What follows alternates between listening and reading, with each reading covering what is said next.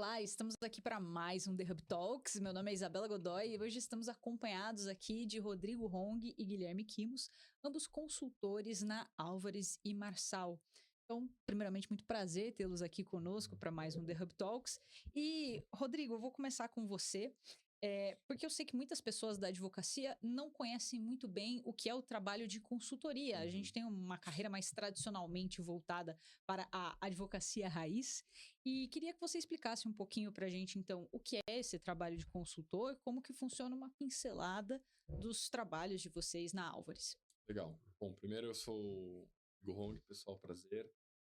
Eh, Trabalho como sócio da Álvares e Marçal, especializado na área de Legal Optimization. Nada mais é do que a melhoria de performance dentro do departamento de jurídico. A gente olha o departamento de jurídico, financeiro e de eficiência. Tá? E o nosso trabalho dentro do departamento jurídico é um trabalho como consultor de qualquer área. Vai numa área de logística, operações, de supply, comercial, que ele precisa de uma ajuda consultor, a gente trabalha de uma maneira bem semelhante. Ou seja, a gente busca identificar algumas oportunidades de eficiência, de melhoria, de gestão para o departamento jurídico. Nosso trabalho, basicamente, ele vai envolver um diagnóstico, entendimento da situação, né, um mapeamento da realidade e propositura do plano de ação com a implementação. Tá? Então, um trabalho que a gente mais gosta de fazer, na verdade, é a implementação. Então, tirar do papel. A gente entra no cliente, faz um quick assessment, ou seja, faz um muito rápido da situação do cliente, mapeia as oportunidades, isso muito baseado em dados, né, fatos e dados. A gente, dada já a nossa experiência com diversos casos, com as experiências que a gente tem passado, com metodologia, a gente consegue criar um plano de ação. Esse plano de ação, a gente ajuda a execução, trazendo alguns ferramentais, parceiros e disciplina de execução. Vocês são praticamente o médico do jurídico, né? É, Você vai lá, você faz o diagnóstico, só que mais do que um médico faz, você fica acompanhando a exatamente, pessoa depois exatamente. para ver se o tratamento vai dar Tá dando certo. resultado. Muito Exatamente. legal. Kimos, e eu sei que você também já teve uma experiência em departamentos Uhum. jurídicos e agora está nessa empreitada aí da consultoria. Como que você tem percebido esses trabalhos diagnósticos dentro dos departamentos, né? Porque às vezes a gente fica pensando, poxa, se eu tô aqui, se eu conheço meu dia a dia, por que que o meu alto escalão não consegue? Ou por que que até às vezes os meus operários não conseguem dizer, olha, o problema tá aqui, essa é a causa. Como que você percebe essa atuação de um terceiro dentro desse espaço, sendo um ganho para os departamentos jurídicos? Boa tarde, bom dia, não sei, a todos. A hora Boa que você noite. estiver A hora que no... estiver vendo, boa noite. Então, eu sou Guilherme Quimos, trabalho também na Álvares e Marçal aqui, diretor da área de Legal Organization também. É, Dado a sua pergunta, eu acho que muitas vezes eles sabem sim quais são as dores, né? Mas eu acho que falta um pouco de método, disponibilidade, foco para conseguir diagnosticar e implementar, porque imagina que as dores que acabam impactando o departamento jurídico de uma empresa não são geradas pelo departamento jurídico, por óbvio, né? São diversas áreas no ciclo de venda do produto ou serviço que acabam gerando esse problema que acaba sendo judicializado. Problemas são sempre os outros, né? O jurídico jamais. Jamais. Então, e aí, para o jurídico sair da sua cadeira e ir lá diagnosticar o problema e dizer aonde está o problema é difícil. É difícil por uma questão organizacional, por uma questão de comunicação e por uma questão de foco, porque está todo mundo ocupado fazendo o seu próprio trabalho. Então a gente entra aqui com uma visão de fora e com um método diferente para a gente conseguir entrar e dialogar com essas áreas e fazer como um orquestrador como que isso pode ser melhorado e trazer mais eficiência para a companhia. Hoje, é procurado ou pelas empresas com perfil desse tipo. É Uhum. comum, né? Crítico ser vem com uma visão ampla desse tipo de visão, ou você está faltando o braço, entra complementar. Não porque ele não tem um perfil, nem as pessoas, elas não têm tempo para parar, ter o que elas estão do dia a dia, né? E tentar ter uma visão mais ampla e holística, um diagnóstico. E uma das coisas que você mencionou é que a parte diagnóstica aparentemente é a etapa mais fácil. Muitas vezes, né, o Kimos falou, você falou, as empresas já até têm noção de onde está o buraco, elas não conseguem sair daquele lugar. É, Eu fico pensando, né, na visão macro, isso é uma corporação, na visão micro, às vezes, é a gente, sei lá, indo no nutricionista. Você uhum. sabe tudo que você faz de errado. Você sabe onde que estão Onde, ali os buracos alimentares, a cervejinha do final de semana, o o restaurante a almoço, Aham. mais que você foi ali, a friturinha. Mas você precisa de alguém para falar: olha, realmente, né? Vamos facilitar, o processo para você sair desse hábito é esse. Então conta pra gente, assim, eu queria entender um pouco de como que é esse processo diagnóstico, se ele de fato é mais facilitado, você chega lá, o pessoal já tem a noção e aí você fala: "Não, é isso mesmo", ou se vocês fazem uma segunda investigação, também não sei se dá para confiar tanto assim nos departamentos. E como que é sair desse buraco? Então, Kimos, vou Hum. começar com você aqui para a gente entender como que é essa busca do que eu sei que Álvares Marçal chama de causa raiz. Você sabe que você falou uma coisa, eles conhecem as dores, né? E realmente a gente escuta muito da- daquela dor que está ali muito latente. Mas às vezes, quando a gente entra para aprofundar um pouco mais e começa nas entrevistas e vai nos locais onde estão acontecendo aquele problema, a gente identifica muita coisa que, na verdade, aquela é a causa raiz e não aquela dor que era percebida. É o sintoma versus exatamente. o diagnóstico, né. É o Exatamente. sintoma, eu tenho uma carteira trabalhista gigantesca e Uhum, você acha que esse é o problema, você vai tentar trazer tecnologia, trazer melhores escritórios, uhum. fala: "Tem que trabalhar essa carteira", você vai olhar a causa raiz "Pô, tô com um problema nessa fábrica". É. Não, e muita coisa assim que a gente pega os procedimentos da companhia, faz umas entrevistas com as áreas de negócio, às vezes você vê assim, não, o procedimento é esse. E aqui não pode ter, não tem problema que o procedimento é esse. Aí, não, tudo bem. Aí a gente vai em loco, começa a testar, e quando a gente vê outro procedimento, não tem nada a ver com aquilo ali que foi descrito pra gente, porque na prática aquele procedimento não funcionou, e ele foi readequado pelo gestor que está ali na ponta no dia a dia, e acaba que gerando um problema que não estava mapeado. E as pessoas não sabiam que aquilo ali estava acontecendo. A alta direção não sabia que aquilo ali acontecia daquela forma. A gente encontra muitas vezes esse tipo de cenário aonde o que é relatado para a gente pelos gestores ali né, que estão ali na alta direção, muitas vezes não é o que está em prática na ponta, porque por algum problema não foi implementado, ou num sistema que não funcionou, e aí foi desviado e feito de outra forma. Então, é, voltando aqui à sua pergunta, como que a gente faz esse diagnóstico? Então, é um duplo check, né? A gente começa pelo jurídico, vê as dores que o jurídico percebe, dali começa a ir pelos gestores das áreas que estão envolvidas naquele processo, e aí pode ser marketing, vendas, atendimento, e por final a gente vai em loco testar como que aquilo ali realmente está acontecendo na operação. Hong, você consegue pensar em algum caso concreto, sem falar nome de ninguém, Uhum. sem falar nome de cliente, em que um cenário desses aconteceu, de vocês chegarem e o pessoal dizer: "Olha, o problema é esse", você falar: "Legal, anotado, vou verificar", e descobrir que não era bem assim? Não, tem muitos casos dele. É o que mais tem que a É. gente encontra. Eu cheguei uma vez num varejista, ele já tinha. E meu plano de ação, e todas as minhas iniciativas. Ou não, legal. Bom saber, legal. A gente fica satisfeito que já tenho essas iniciativas, mas deixa a gente olhar. Foi, né? Fazer um trabalho. Então, foi fazer um trabalho de conversa com operação.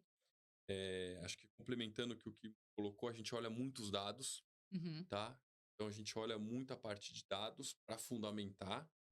A gente viu que não estava fazendo muito sentido com o plano de ação que eles tinham com a reclamação do cliente. Nesse caso que eu estou dando exemplo, era o trabalhista. Não é só documento. né? Então eles tinham uma lista falando, falta documento, falta documento, falta documento. Qual você melhor certeza? Entrada. Você pode ganhar mais. Você não evita a entrada. Tudo Uhum. bem, né? Que você começa a ganhar mais, tal, você tem um documento, você eventualmente consegue é, É, reduzir a entrada, né? O você êxito. remedia, mas não previne. Exato. E aí, quando a gente resolveu ir para lojas, né, a gente visitou 50 lojas em, em uma semana, Brasil todo, porque a gente começou a ver, né? Essa dor aqui em São Paulo, de uma loja de shopping, é a mesma de uma loja lá no Nordeste, né? E a gente foi visitar esse. Percebeu que não, aquele diagnóstico que foi feito não estava errado, mas estava incompleto, Uhum. né?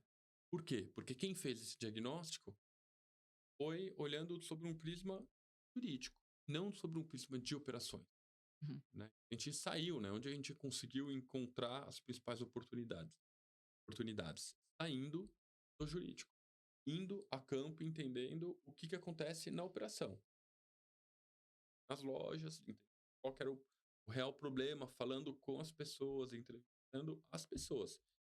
E não o reclamante ou não o jurídico entendendo como é que funciona a operação, né? Então, esse é super identificar. E esse case aqui a gente conseguiu reduzir 30% das entradas em menos de 2 anos. Ou seja, estamos aí mais de bilhões para o cliente com essa redução de entrada.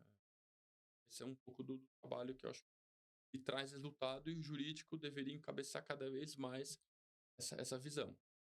Com certeza, até porque o resultado é muito facilmente percebido. E a gente falou um pouco então da causa raiz e você já pincelou para a gente como que funciona essa parte da implantação. E queria ouvir de você, de novo, como que funciona essa parte da implantação? Como que vocês determinam a solução? Olha, a gente vai começar por aqui. Às vezes eu preciso, sei lá, tomar um remédio forte, ó, temos que fazer uma mudança drástica de uma vez porque o problema é grave, ou a gente pode ir pequenos passos e vamos escalando. Histórias que você tenha para contar para a gente dessas etapas de implantação. Descobrimos o que era o problema e agora? Eu acho que tem duas palavras importantes aqui no momento de implementação.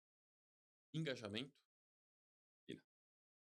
Engajamento, quando eu falo de engajamento, é envolver os participantes, envolver a empresa toda, né? Entender o porquê que é importante você juntar 3, 4 diretorias para falar deste assunto, né? Mostrar para a empresa qual que é o impacto desse passivo.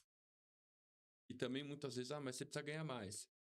Fez algum trabalho dentro do banco uma vez, que a gente mostrou para a alta direção, ele ganhasse 80, 90% das causas, ele continuaria tendo um dispêndio, né, contencioso muito alto, porque a entrada estava muito alto. E você tem um custo Você ao tinha um longo, né? custo, Ainda exatamente. que você vença, você tem um custo tempo, um Com o custo financeiro. escritório, com o teu sistema jurídico, com as tuas pessoas, né? Então, Na verdade, você está reduzindo passivo, mas você continua tendo passivo. exatamente. Você precisa continuar provisionando, né? Então, quando a gente mostra dessa forma, você consegue o engajamento, né? Aí o engajamento pode ir pelo amor ou pela dor também, né? A gente sabe que muitas vezes a resistência acontece. Então, se você não vai pelo convencimento, muitas vezes você tem que fazer um engajamento mais drástico, né? Mas sempre importante nessas etapas de comportamento é o envolvimento C-level da empresa, né? Então, quando a gente vê que dá certo o trabalho, é quando está envolvido o presidente, o CFO, né, o COO. Então, a gente envolvendo o alto escalão, a gente tem o empoderamento das pessoas, o engajamento todo. E o outro é a disciplina. A disciplina na execução. É conseguir tirar do papel aquele plano de ação. Esse pra gente é fundamental, senão vai ficar um trabalho de um diagnóstico super bem feito sem conseguir implementar. Kimos, você já teve algum projeto em que você encontrou resistência dos participantes em dar seguimento a essa parte de implantação? Normal, sabe? Eu acho que criativas quando você chega para fazer diagnóstico de algo que não está dando certo, né? Porque esse é o input principal. Tem um problema, esse problema está impactando o jurídico, condenações judiciais, entradas de processos, e a gente está tentando entender qual é a causa raiz desse problema. Quando você fala isso, você sai do jurídico e vai lá no marketing, no atendimento, vendas, onde você está indo procurar o que ocasionou aquele problema. Então, muitas vezes as pessoas ficam se sentindo assim, ah, vem aqui apontar meu erro, mas não é isso, né? A gente está numa jornada de transformação e de eficiência. Não é para procurar o culpado de um erro. Não, é uma caça às Não bruxas. é, não é. Então, o que a gente quer é isso. E aí, quando você tem, como o falou, o engajamento do C-Level, e que ele traz esse conforto de que a gente está ali melhorando o processo, trazendo melhoria e eficiência para a companhia, não identificar quem está certo, quem está errado numa jornada de vendas, por exemplo, aí sim que a coisa anda, porque uma das dificuldades do jurídico implementar isso sem o comprometimento da alta liderança é exatamente essa. Alguém sai da cadeira do jurídico para apontar erro na área do outro. Então, a resistência é normal quando encontra esse cenário, E sabe? eu acho que o importante aí, linkando com a primeira pergunta sua, porque a consultoria também está muito relacionada a isso, né? Então, você trazendo um ente terceiro e imparcial, você evita também o conflito entre as áreas, ou enfim, eu não quero falar mal do outro, então deixa os passos errados, porque eu não quero ter uma briga Muito interna, sabor ali. né? Então, e deixa o pior acontecer, né? Então, quando a gente entra, ter né, o pura, imparcial, buscando a melhor solução, a gente também consegue quebrar muita barreira. Eu fico pensando assim, eu sempre procuro paralelos para deixar isso mais palatável para o nosso público e às vezes eu penso como para o C-Level, né, ok, eu entendo por que que eu contratei essa consultoria, agora eu fico pensando no cara que tá lá na ponta da loja, entendeu? Às vezes para ele, aquele processo que ele fazia, o procedimento que ele usava, dava super certo. Ele não via problema nenhum, É. ele não tá nem aí pro passivo trabalhista que tá acontecendo, para ele tá tudo rodando ótimo, esse negócio que você tá falando aí vai só dar mais trabalho, vai entrucar o meu dia a dia, talvez impacte aí as minhas vendas, enfim, eu entendo essa preocupação que as pessoas sentem, né? A mudança ela é desconfortável, ainda mais para quem não vai perceber aquele valor diretamente. E eu fico pensando, às vezes é como a mãe que entra em dieta em casa e muda a geladeira de todo mundo, né? Uhum. Assim, porque a sua mãe tá fazendo dieta, é ela que manda na casa, agora todo mundo vai comer direito. Você odeia, né? Você fala, por que eu tenho que comer bem? Tava ótimo vivendo de porcaria. Mas no final das contas, é o tipo de resultado que é benéfico para todos, né? Exatamente, Por mais sofrido que seja esse começo, né? E eu entendo que pode ser doloroso, incômodo, a gente consegue superar. E eu gosto de trazer temas polêmicos para a gente discutir aqui Uhum. no Talks. Eu sei que vocês trabalham também com uma parte tecnológica muito forte aí na otimização. Eu queria ouvir um pouco de você, Kimos, primeiro, e depois de você, Hong. Como que vocês têm observado esse afã por tecnologia no mercado jurídico? Sendo que os relatos de vocês, na verdade, vão talvez num sentido até contrário, né? As pessoas não necessariamente precisam de tecnologia para resolver o problema. Pode ser que sim, pode ser que não. Mas talvez vocês já chegaram num lugar que o cara falou: não, eu só preciso da ajuda de vocês para achar a tecnologia certa. E você falou: na verdade, o que você precisa é tirar um cochilo, cara, não tem nada a ver. Isso vai depender, acho que muito do nível de maturidade da companhia, né? Da companhia e do departamento jurídico também. Porque não adianta a gente aportar tecnologia sem dados estruturados. Então, para mim, o primeiro passo é ter dados estruturados. Coletar bem os dados, armazenar bem os dados, mantê-los atualizados, colocar eles, conforme eles têm algum tipo de padronização para você conseguir tratar uma massa de dados muito grande. Imagina, a gente vê muitos casos onde as companhias têm sistemas onde os campos de preenchimento são abertos, cada um preenche do jeito que acha melhor. E quando você tem que fazer um data quality antes de começar qualquer tipo de análise, porque você tem grafias diferentes para falar de região, de cidade. Então, acho que esse é o primeiro passo. Obviamente, depois disso, se você tiver dados estruturados, controles já implementados, aí sim você aporta tecnologia para você trazer um pouco mais de eficiência.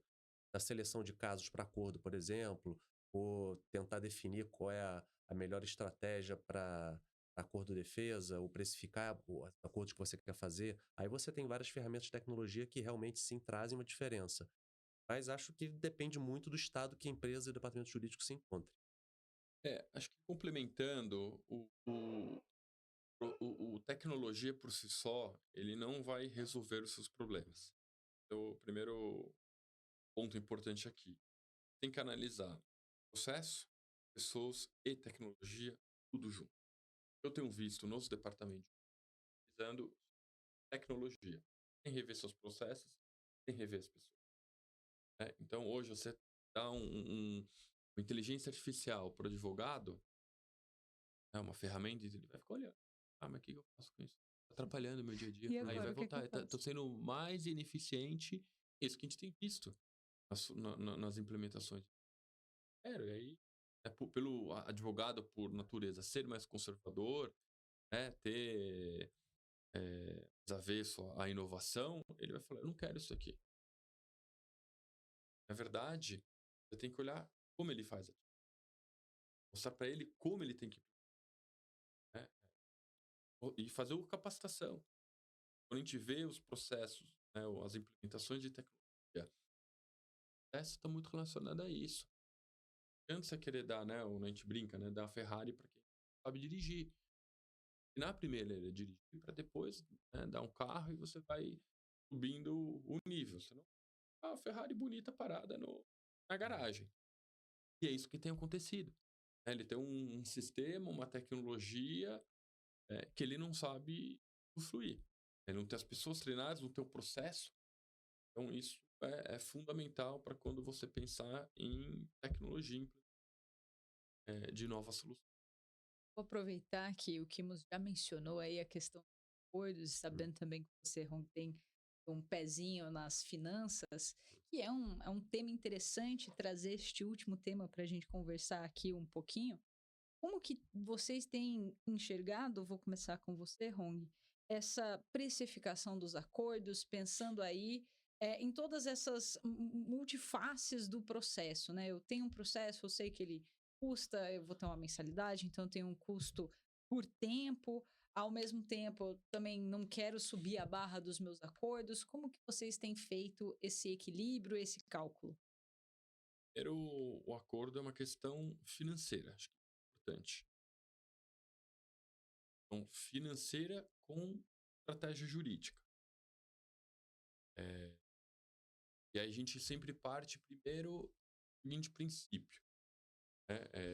Eu tenho que discutir a derivação. O que é derivação? Derivação para acordo ou para defesa. Tá? O princípio básico deveria ser aqueles processos que eu acho que eu vou perder, o que eu tenho probabilidade de derrota, eu deveria migrar para acordo. Por quê? Porque eu deveria pagar o menos possível nesse. Aqueles processos eu entendo que eu tenho maior probabilidade, né, o melhor subsídios, melhor tese, e eu tenho uma probabilidade boa de ganho, né, de independência, eu deveria migrar isso para uma defesa e não oferecer acordo. Então, primeiro você tem que ter, aí linkando aqui com a base, né, de dados, que você consiga ter clareza disso daqui, linkando com causa raiz, você precisa ter clareza desses momentos, segregando a tua probabilidade, né, de ganhar ou perder. Em seguida, você deveria fazer a sua precificação daqueles processos que você entende que você vai perder. O preço ótimo. Né? Vale a pena fazer acordo ou não vale a pena fazer? Colocar a ponta do lápis. Não adianta falar, mas aqui eu acho que eu vou condenado a 10, ter um deságio de 20. Precisa fazer uma clusterização. Com os nossos clientes é fazer a clusterização. Segmentação. Para esse cluster, eu vou adotar essa estratégia. Para esse cluster, eu consigo 10 ou menos o meu deságio. Para definir o quê? O meu preço de condenação, o preço médio de condenação daquele cluster, daquela amostra, daquela realidade, para depois pensar no deságio. Deságio o quê? 10, 20? As pessoas não têm testado. Olha, você faz um paralelo de precificação para o marketing, ele vai testando a elasticidade. A elasticidade, né? Quando você mais aumenta teu preço, você vai diminuir a tua venda, né? Provavelmente é um pouco disso, mas você melhora a tua margem. Então, essa conta, esses testes precisam ser feitos. Né? Por quê? Porque você precisa buscar o teu preço ótimo. É o mesmo racional dentro de um modelo de precificação. O preço ótimo vai ser aquele melhor equilíbrio entre fazer acordo, né? Você não vai conseguir fazer acordo em todos, com a melhor margem, o melhor deságio, né? No caso aqui. Então, essa parte financeira ela é importante e não adianta só olhar também sobre o que tem muito, né? Que os nossos clientes, não adianta só olhar o ticket médio de condenação, né? E fazer o deságio. O processo te custa. E dinheiro ao longo do tempo custa para a empresa. Então, a gente olha e refaz o processo como um todo para falar em que momento que você deveria fazer o acordo e qual o deságio que você deveria buscar para aquela fase processual também. Isso é importante. Não adianta você querer colocar o mesmo deságio para uma fase de conhecimento, para um recursal ou para uma execução. A mesma coisa que você tem lá pré-audiência, pós-audiência, sentença, pós-sentença. A todo momento você deveria estar redefinindo a tua estratégia e a tua precificação. Além disso, quando a gente fala da política de acordo, importante também não esquecer que você precisa alinhar isso com o teu financeiro. Tem dinheiro para isso? Não tem dinheiro para isso? Quanto eu posso gastar com o acordo? Como é que está a minha previsão de caixa? Como é que isso daqui vai impactar no meu resultado? Qual que é os benefícios que eu vou ter isso no curto, médio e longo prazo? Então, você precisa ter uma série de análises que o departamento jurídico deveria ter para montar uma política e uma precificação de acordo adequada. Eu imagino que para isso que os escritórios e departamentos jurídicos tenham que avançar um pouco mais esse agrupamento, né, a clusterização, daquela máxima jurídica do provável, possível e remoto, né? E o que você percebe esse refinamento? É possível fazer um refinamento que possa auferir com mais assertividade essa probabilidade? E imagino seja muito possível pelo volume de dados que a gente produz aqui no judiciário brasileiro, e aí, quanto maior a empresa, mais dados ela vai ter também. O desafio é definir que clusters são esses que traduzem processos similares, né? Tem muitas empresas olhando o ticket médio dos processos, aí olha, eu vou ver o ticket médio aqui do região sudeste. E aí vou aplicar um deságio de 30% em relação à minha média de condenação do caso da região sudeste. Às vezes, você tem variáveis que impactam processos na própria região sudeste que deixam eles muito diferentes. Você Uhum. vai ter um processo que você vai perder 10, outro vai perder 100. E aí você vai pegar um ticket médio de 55 e vai fazer um acordo que, no caso que você ia perder 10, tá errado, você vai acabar fazendo um mau acordo. O grande lance é você identificar quais são as variáveis que impactam a condenação daqueles processos, para você conseguir definir esses clusters por similaridade e dizer processos desse grupo vão ter provavelmente esse desfecho, daí sim você começar a fazer esse deságio. Então, a grande dificuldade ou a grande alavanca que tem aqui é você identificar quais são essas variáveis que têm essa influência direta na condenação do processo. E esse é um processo bastante interessante, muito desafiador, porque a gente vê isso, e agora traçando um paralelo com o pessoal de marketing e comunicação, já que eles Isso, foram sem dúvida. honoravelmente mencionados aqui, uma coisa que eu vejo esse pessoal brincando bastante o Príncipe Charles e o Ozzy Osbourne, eles fazem parte do mesmo grupo. Eles nasceram no mesmo lugar, no mesmo ano, eles tiveram vidas extremamente... Você vai vender o mesmo produto pro Príncipe Charles e pro Ozzy Osbourne? Eles são pessoas que você diria que são parecidas? Obviamente que não. Né? E, ao mesmo tempo, a hora que a gente destitui esses dados dessa personalidade ali do processo, a gente pode olhar para algumas informações e falar, muito parecido, né? Aqui eu tenho um grupo de processos como aqui eu tenho um grupo de processos trabalhistas, eles são dessa temática, e a gente pode acabar perdendo aí alguns refinamentos que, na verdade, podem fazer com que uns sejam muito mais parecidos do que outros e É. não era o óbvio. Uhum. Posso ilustrar Por um caso favor, concreto? Pô, a gente ama caso concreto. o crítica lá também de médio. Nada, é uma alternativa. E Não ele tá errado, só não utilizava. é o melhor. É, exato. Né? Então ele usava o ticket médio, ele usou lá pelo cargo, região, aqui, tá ok. O que ele não percebeu, né? Isso que a gente começou a dar a partir de dados. Ele começou a fazer muito acordo para os esses colaboradores tinham pouco tempo de empresa. E os colaboradores que tinham muito tempo de empresa não fechavam acordo. O Hum. que ele começou a fazer? Incentivar a entrada. Porque quando ele usava, né, no exemplo aqui do 10 a 100, ele estava oferecendo, 55 era a média que ele fazia, ele colocava um deságio, ele estava oferecendo. Quem que aceitava? O cara que achava que ia ganhar 10 acordo. Estava ganhando mais do que ele tinha de expectativa de média. Quem que não fechava acordo? O cara queria ganhar 100, Uhum, né? sim.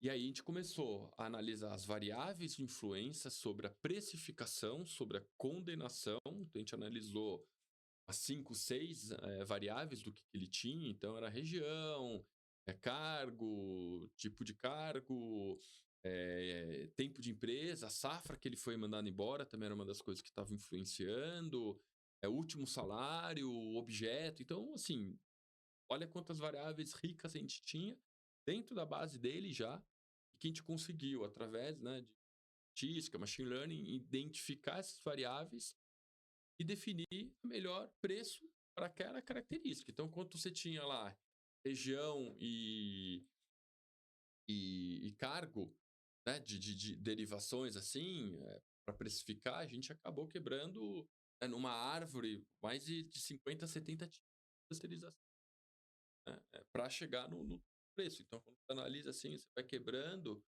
tinha lá 50 tipos. Isso também é outro ponto que você dificulta para outra parte entender qual que é a tua estratégia.